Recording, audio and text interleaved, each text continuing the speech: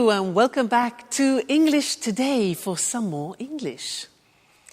Now, what would you prefer? Discotheque or cinema?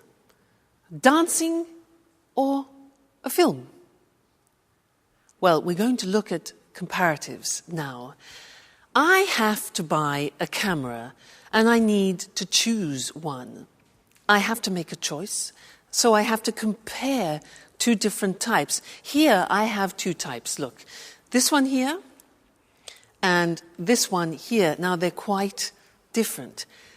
Listen to the language I use when I compare them, okay? Now, this camera is smaller than this one. This is really quite big. It's bigger than this. And it's also heavier, this camera, than this one. This is a light camera, so it's lighter than this model. Now, this model looks more sophisticated and probably more artistic than this one, whereas this one looks more practical, but maybe less complicated. What do you think? What else? Well, this is definitely more expensive than this one. This is probably cheaper, I think, because this has a big lens as well. So, I'm not sure. What do you think? I like the idea of a more sophisticated camera, but I think it's more expensive. So I think I'll have to go for the cheaper one, which is the digital one. I think I'll choose this. All right? Good. Now, let's go and have a look at the language and see how we formulate comparatives in English. All right? If you have a one-syllable word, you remember one-syllable words like cheap, small, hot, high, then to make the comparative, it's easy. We add ER to the adjective. So cheap becomes cheaper. Small becomes smaller. Hot becomes hotter. Notice we double the T.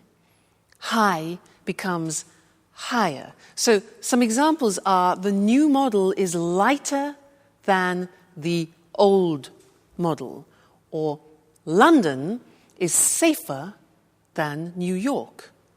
Today is hotter than yesterday. All right, so those are adjectives with one syllable. But what happens if you have adjectives with 3 syllables or more? Look at the examples. Interesting is an adjective with 3 syllables. Interesting, no, 4 syllables. So it becomes more interesting. You see what happens? We put more in front of the adjective. So more interesting.